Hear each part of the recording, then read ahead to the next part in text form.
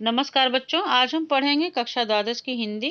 पुस्तक का नाम है अभिव्यक्ति और माध्यम तथा पाठ है नए और अप्रत्याशित विषयों पर लेखन।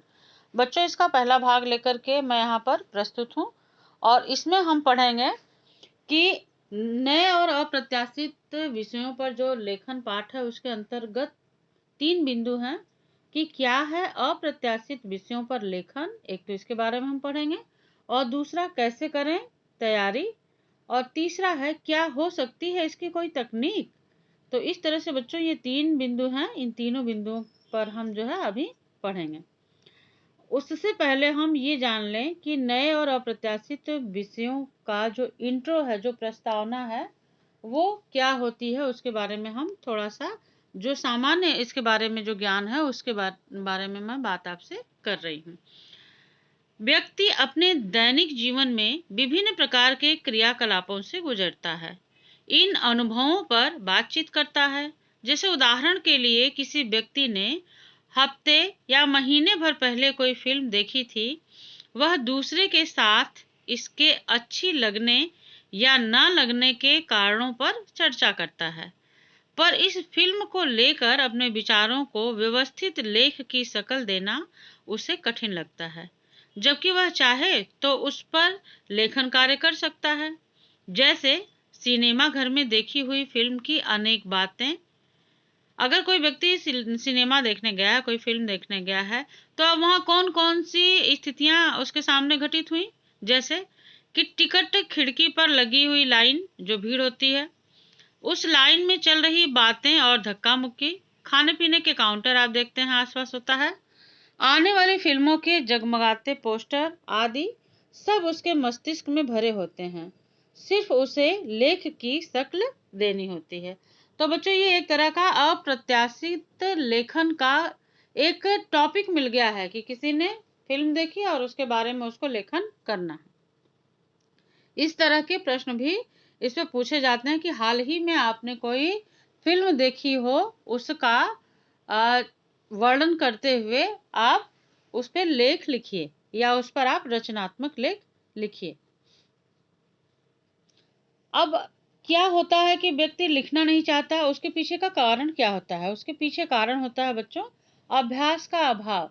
मौखिक रूप से तो हम बहुत सारी बातें बहुत अच्छे ढंग से प्रस्तुत कर लेते हैं, लेकिन जब वही स्थिति लिखने की आती है कि लिख करके इसी बात को बताया जाए या कहा जाए, तो व्यक्ति फिर लिखना नहीं चाहता है। और क्यों नहीं लिखना चाहता? ऐसा नहीं कि वो नहीं लिख सकता है, क्योंकि घटनाएं तो उसके साथ घटित हुई हैं, उसका आंखों देखा हाल है, वो जानता है, लेकिन वह जो है आलस करता है और वो लिखने का अभ्यास नहीं करता है। तो इसलिए उसमें सबसे बड़ी जो लोगों को समस्या आती है वो होती है लेखन की। और समस्या आती क्यों है? क्योंकि वो अभ्यास नहीं करते हैं। अपने अनुभव को लेख की शक्ल देना तथा उन्हें शब्दों के सहारे पन्नों पर उकेरना, यह सब अधिकांश लोगों के लिए कठिन कार्य लगता है। जिन विचारों को हम अत्यंत सरलता से कह डालते हैं, कहाँ बच्चों इसको कह कर लीजिएगा, उसे यदि लिखना पड़े तो वह हमें एक चुनौतीपूर्ण कार्य लगने लगता है। इसका मुख्य कारण है आत्मनिर्भर होकर लिखित रूप से अभ्यास ना करना। यानी कि वो हमें कठिन क्यों लगता है? कठिन इसलिए लगता है कि हम जो है स्वयं उसके लिए कोई मेहनत नहीं करनी चाहते, हम आत्मनिर्भर रूप से लेखन कार्य करना ही नहीं चाहते हैं, इसलिए जो है वो हमें लिखने की आदत नहीं होती है। तो प्रायः लिखित अभ्यास के प्रत्येक अवसर को हम रटने की विधा पर निर्भर होकर गंवा देते हैं, अर्थात दूसरों के द्वारा तैयार सामग्री को याद करके ज्यों का त्यों प्रस्तुत कर देते हैं। हम इस आदत के कारण अभ्यास नहीं करते हैं और आलस भी करते हैं, जिससे क्या होता है कि जिससे हम लेखन कार्य करने में समर्थ नहीं हो पाते। आप लोग बच्चों खुद इस बात को, इस विषय को समझ रहे होंगे। जैसे एक उदाहरण अभी आगे मैं बताऊंगी भी कि निबंध लेखन की बात अगर हम करें, तो जो परंपरागत निबंध है, जैसे हम लिखते आए हैं, एक परिपाटी है कि हाँ पहले हम प्रस्तावना लिखेंगे, फिर उसको 2 भागों में बांट करके उसमें, और 11th-12th में तो टॉपिक खैर नहीं लिखा जाता है, बिंदु संकेत बिंदु नहीं दिए जाते हैं, सीधे लिखा जाता है निबंध। लेकिन उससे छोटी कक्षाओं में संकेत बिंदु भी दिया जाता है। तो वो एक तरह का पैटर्न, एक प्रारूप बना हुआ है और परंपरागत वैसे ही उसको हम लिख देते हैं। लेकिन जो अप्रत्याशित घटना होती है, उसमें हम अपने नए विचार और नए तरीके से उसको प्रस्तुत कर सकते हैं, उसमें हम रचनात्मकता ला सकते हैं अपने नए-नए तरीकों और शैली या अनुभवों के आधार पर। बच्चों, यहाँ बताया जा रहा है कि लेखन का आशय जो है वो यांत्रिक हस्त कौशल से नहीं है। लेखन का आशय भाषा के सहारे किसी चीज पर विचार करने और उस विचार को व्याकरणिक शुद्धता के साथ सुसंगति रूप में अभिव्यक्त करने से है। यह भी ध्यान देने की बात है कि भाषा विचारों की अभिव्यक्ति का माध्यम ही नहीं, स्वयं विचार करने का साधन भी है। यह प्रक्रिया चिर परिचित निबंध विषयों के साथ प्रायः घटित नहीं हो पाती है। निबंध लेखन में व्यक्ति कुछ नया सोचने के बजाय पहले से उपलब्ध एवं प्रकाशित सामग्री पर निर्भर होकर रह जाता है। वह अपने से सोच समझकर लेखन नहीं करता।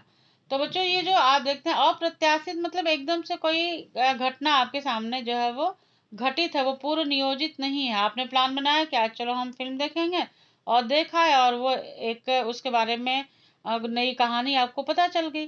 तो ऐसे ही कोई घटना हो सकती है कि सामने आप जा रहे हो और घटित हो जाए, ऐसी ही कोई और कहानी हो सकती है।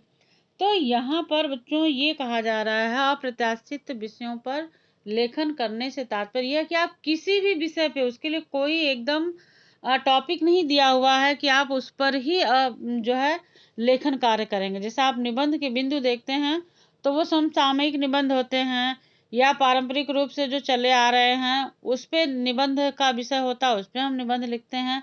लेकिन यहाँ पर निबंध का विषय जो है वो तो पारंपरिक है, लेकिन अगर हम अप्रत्याशित विषय की बात करें तो मान लीजिए जैसे आपके घर में टंगी हुई दीवार घड़ी है। अब ये कोई विषय नहीं है, लेकिन वह घड़ी देख करके आपको बहुत सारी बातें जो है वो याद आती हैं। तो ये एक अप्रत्याशित विषय हो गया, उस पे भी आप लेख जो है वो लिख सकते हैं। वो आपकी रचना धर्मिता को दर्शाता है। तो इस तरह से बच्चों जो है अप्रत्याशित और नए विषयों पर लेखन का कार्य जो है करना चाहिए। इसको करने से क्या होता है कि व्यक्ति सोचता है और उसके सोचने की समझ जो है और अभिव्यक्ति देने की जो क्षमता है वो विकसित होती है। वह फिर किसी भी चीज को लिखते समय रटी रटाई बातें नहीं लिखता है, वह अपनी सोच से, अपने अनुभव से उसमें कुछ नयापन भी ला सकता है। मौलिक प्रयास एवं अभ्यास को बाधित करने वाली यह निर्भरता हमारे मानसिक जगत में लिखित अभिव्यक्ति क्षमता को विकसित नहीं होने देती। बच्चों, यहाँ एक प्रश्न बन जाएगा कि किस कारण से मौलिक प्रयास एवं अभ्यास बाधित होता है। तो यही है कि पहले से कहते हैं ना कि पहले से पकी पकाई खिचड़ी है, उसको बस खाना है। लेकिन उससे ज़्यादा बेहतर ये होगा कि उसको बनाने की प्रक्रिया अगर आपको आ जाए तो हो सकता है कि जो भोजन आपके सामने परोसा गया हो आप उससे ज़्यादा स्वादिष्ट बना सकें। तो इसलिए जो है अब उसको स्वादिष्ट बनाना है तो क्या करेंगे, हम उसके लिए पहले परिश्रम करेंगे। थोड़ा परिश्रम करना पड़ेगा, तब उसका स्वाद भी परिवर्तित होगा और आपके शायद अनुकूल भी हो।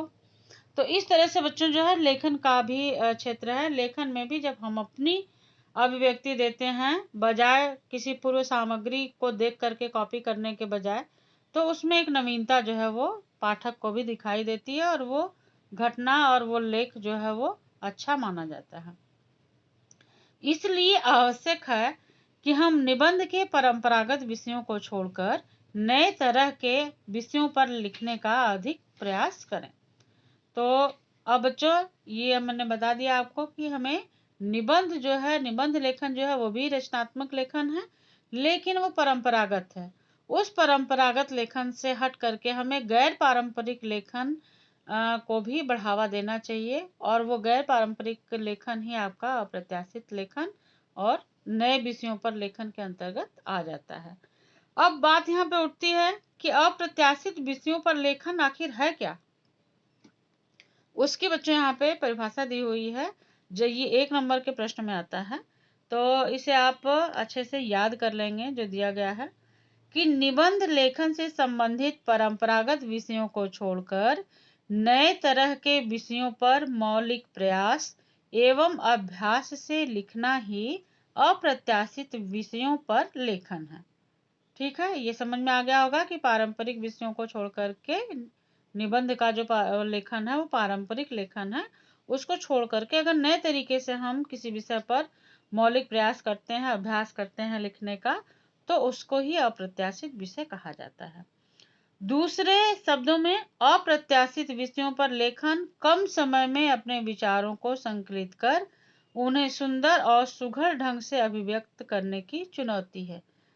बच्चों, ये एक तरह से देखा जाए तो कम समय में थोड़ा सा समय आप लेते हैं, या व्यक्ति जो भी लेखन कार्य किसी नए और अप्रत्याशित विषय पर करने जा रहा है, वो थोड़ा सा समय लेता है और उस थोड़े से समय में ही बहुत अच्छी सारगर्भित बातें जो है वो अपनी लिख डालता है। तो इस तरह से लिख सके यह एक चुनौती होती है। जैसे आप मान लीजिए कोई मान लीजिए अक्षरधाम मंदिर को आप देख करके आए, मौखिक आपने आकर के बता दिया ये चीजें थी, ये था, स्वामीनारायण जी का मंदिर था, वहां प्रवेश इस तरह से था, नौका विहार ये था, सब कुछ आपने बताया। लेकिन अगर उन्हीं बातों को मैं ये कहूँ कि अब इसको आप लिखिए, तो लिखते समय कठिनाई होगी। क्यों? क्योंकि लिखने का हम अभ्यास नहीं करते और समझ नहीं पाएंगे इसकी शुरुआत कहाँ से करें। लेकिन थोड़ा सा अगर अभ्यास हम करें, बजाय आलस के कि भाई अक्षरधाम में गया था और उसकी बातें लिखता हूँ, तो शुरुआत करता हूँ कि मैं प्रातः कब निकला, दोपहर को निकला, कब निकला और कब वहां से आया। इसके बीच में जो भी चीजें उसने देखी उसको क्रमबद्ध तरीके से, जैसे जैसे वह व्यक्ति गया वैसे वैसे उस घटना को यदि वह सुंदर, स्पष्ट और सुघड़ शब्दों में लिखता है, तो वास्तव में यही अप्रत्याशित विषय पर लेखन है। तो इस तरह से कोई भी घटना, कोई भी कहानी, कोई भी दृश्य जो है वो हो सकता है। तो अच्छे ढंग से कम समय में चुनौतीपूर्ण ढंग से जो है किसी चीज को प्रस्तुत करना जो है वो अप्रत्याशित लेखन कहा जाता है। और इस तरह से उसमें जो है हमें लिखने का अभ्यास करना चाहिए। तो लघु अभ्यास प्रश्न है, इसमें 4 प्रश्न मैंने दिए हुए हैं कि व्यक्ति को लेखन कार्य क्यों कठिन लगने लगता है? क्योंकि वो अभ्यास नहीं करता। वन वर्ड में भी ये आ सकता है और एक बहुविकल्पात्मक में भी आ सकता है ये प्रश्न। निबंध लेखन एवं अप्रत्याशित विषयों पर लेखन में क्या अंतर है? तो निबंध लेखन जो है वो पारंपरिक लेखन है, अप्रत्याशित विषय जो है वह अपने नवीन विचारों के आधार पर लिखा जाता है। हमें किस तरह के लेखन पर अधिक अभ्यास करना चाहिए? हमें स्वतः ही किसी भी घटना या कहानी को लिखने का अभ्यास करना चाहिए। हमें गैर पारंपरिक ढंग से भी लेखन करना चाहिए, और जो निबंध आदि हैं वह पारंपरिक ढंग से लिखे जाने वाले लेखन हैं, तो हमें उससे हट करके लेखन का कार्य भी करना चाहिए। अगला प्रश्न है, किसी घटना या दृश्य पर अपने अनुभव से एक सुंदर स्पष्ट लेख लिखिए।